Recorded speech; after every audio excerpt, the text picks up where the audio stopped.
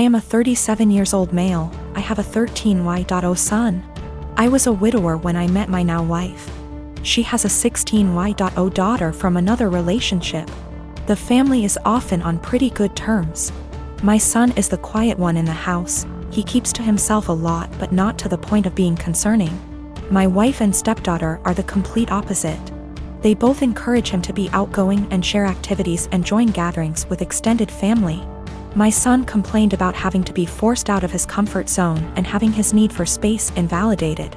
I spoke to both my wife and stepdaughter and asked them to give him space and freedom to spend his time however he wanted. They apologized and promised to let him be.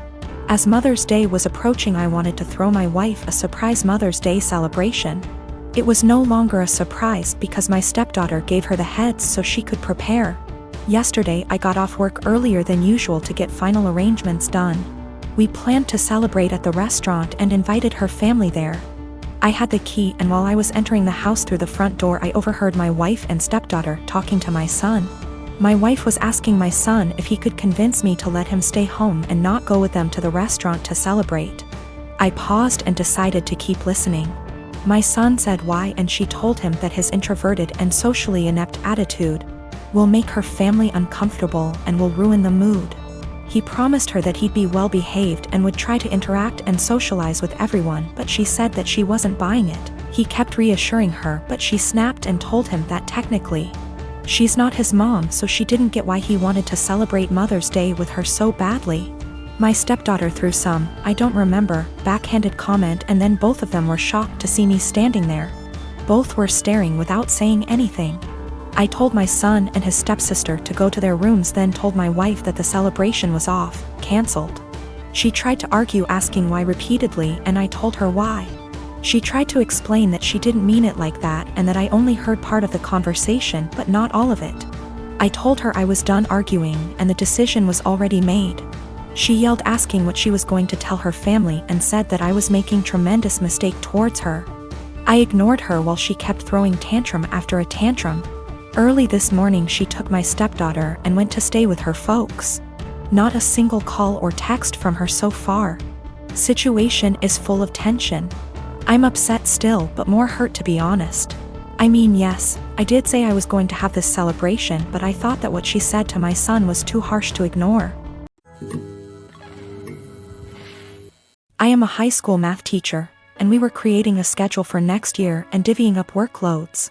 I noticed I got almost 50% of the test creation and had 2 plannings missing from my schedule next year, for every one for the other 6 women in my department. There are 8 of us. My department head assigned herself nothing as she is managing and needs every prep. But that's another quibble. I am not the newest and in fact have seniority some of these women, but I'm also not the most experienced, so it's not like these are struggling new teachers who need help. So I asked why it was divided this way. I was told, well, Ms. Millie is pregnant and the rest of us have families. If you have to stay late, it's no big deal. I can go to my principal and deal with it that way. What they've done actually breaks the union contract. But I really was offended by this. I tried to explain my offense, and they literally stared at me gobsmacked. I actually want to know how to discuss this with them. These are all women who I have previously gotten along with and liked. When the last one, Ms. Millie, got pregnant this year, there have been some conflicts. She is in my grade level. And they made me take on some of her work basically because she had some complications. This I did, but I think planning for me to do more is very different than an emergent health issue. As well as some uncomfortable situations for me, having to participate and buy stuff for her baby shower.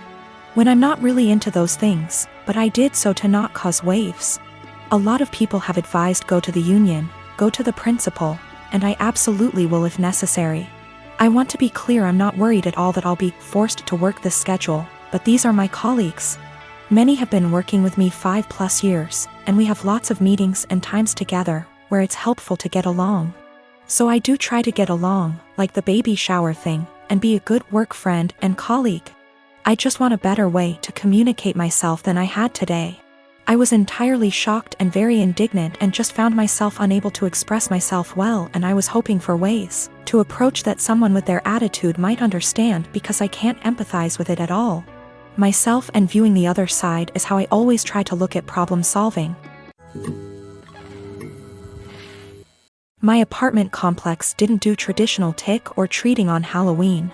Residents were advised to set out pre-packaged individual candy bags on their patios / front door areas if they wanted to participate, but the traditional knock on door, physically hand strangers candy was not permitted.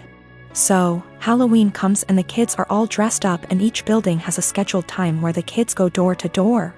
I ended up having to work late, so my neighbor offered to walk my kids around with hers at our building's scheduled time. About 45 minutes later, my kids came home with a small bucket of candy. 6 little goodie bags each from individual apartments that participated. Everything was fine. And my kids didn't say anything weird had happened. They were just excited to eat candy once they got home. The next day I took my kids to the park directly across from our apartment complex. My neighbor was there with her kids as well. The kids were playing and she took out one of those individual goodie bags with candy in it from her purse and started to loudly rummage in it. She ate several pieces of candy and my daughter eventually noticed. Ran up and asked if she could have a piece, and my neighbor responded, "Nope, this is my tax candy. Remember that this was my reward for taking you trick or treating last night." I was a little weirded out by that statement and asked what she meant. She said that since she is the one who had to take the kids out, she took 5 bags from each of my kids as a tax. Her son then chimes in and said, "You only took 2 bags from us." She responded with, "But I'm your mom. I was doing OP a favor so they get a higher candy tax." I was thinking about how to respond when I noticed that she was holding a Starburst candy and decided to just smile and nod and go back to watching my kids. I let her continue to finish off the bag of candy and then said, "Hey, aren't you vegan? You know a lot of those candies are made with animal products, right?" I explained what gelatin was and how a lot of those candies are made with it. She was horrified, Googles it, and then told her kids that they were leaving. She said something about how she was going to be sick and stormed off. Now she's giving me dirty looks every time we see her and won't let her kids play if she shows up at the park and we are there. My husband thinks I'm an asshole cause I should have either not said anything about the gelatin or said something right away when I noticed. I don't think it's my job to tell a vegan what is and isn't vegan though, and she deserved it for stealing candy from little kids. When we got home from the park after the gelatin incident, I sat my kids down and asked why they didn't tell me that the neighbor took half of their candy. My oldest kid is 6 and my youngest kid is 4. 6-year-old explained that as they went door to door during their designated trick-or-treating time, she would have my 4-year-old grab 2 bags instead of 1 from each apartment for the majority of them. She explained it to my kids that they were grabbing extra bags for her to be handed over at the end as taxation. So either freaking way she was directly taking candy from my kids or taking candy from other kids through mine. As for the authenticity of her vegan sim, I may have exaggerated when I said super vegan when I first posted this. She claims to be vegan and is very in people's faces about the benefits, etc. It's 100% about the health side. She brags about veganism curing cancer, diabetes, even some mental health issues. I have never once heard her talk about the benefits for animals. She also sells herbal tea products, customized gym clothing, etc., so she totes a pretty big vegan lifestyle. If that makes sense. Now for the gelatin. She knows what gelatin is, she knows what it's made out of, she knows that there are obvious things that she can't eat.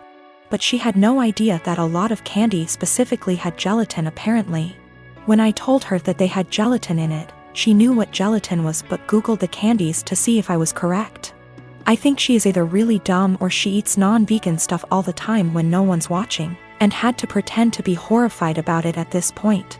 Cause a lot of you guys have pointed out that you literally can't be vegan and not know these things. I'm not vegan, I'm not even freaking vegetarian, and I know these things.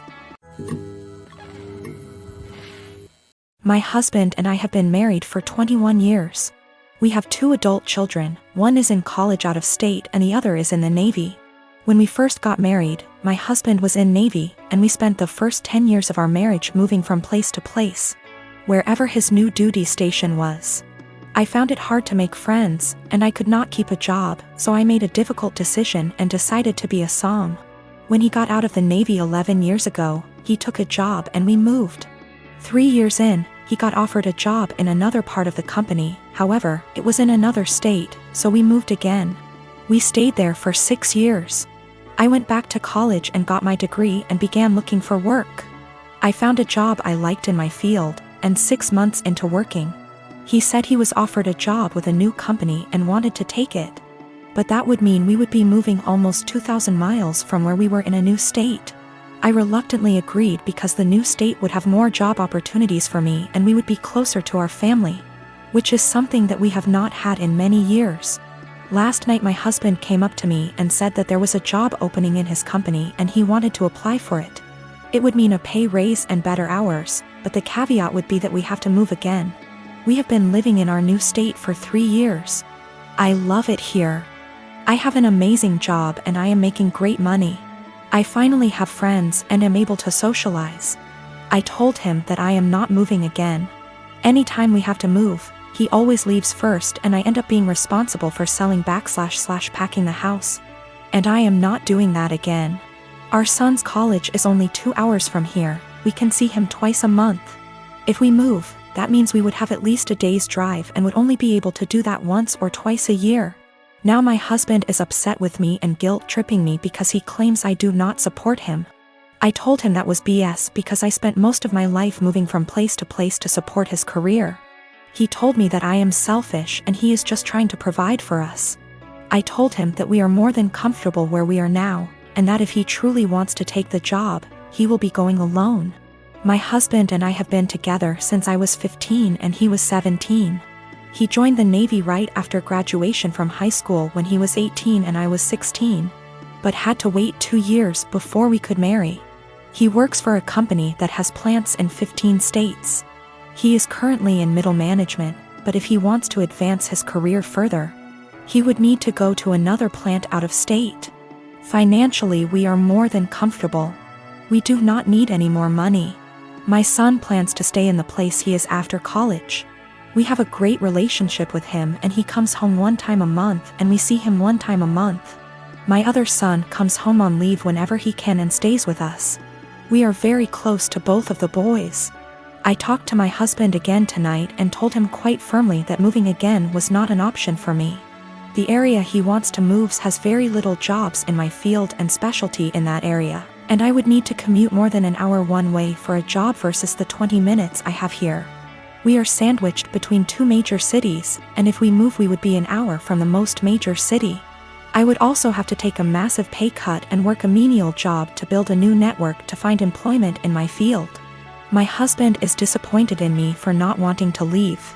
He left to stay with a friend because he needs to think. He doesn't understand why I would force him to turn down an opportunity to advance his career further. I told him to take all the time he needs, but I am not moving again. I said I would revisit the possibility when I am ready for retirement in 15 years, but no sooner.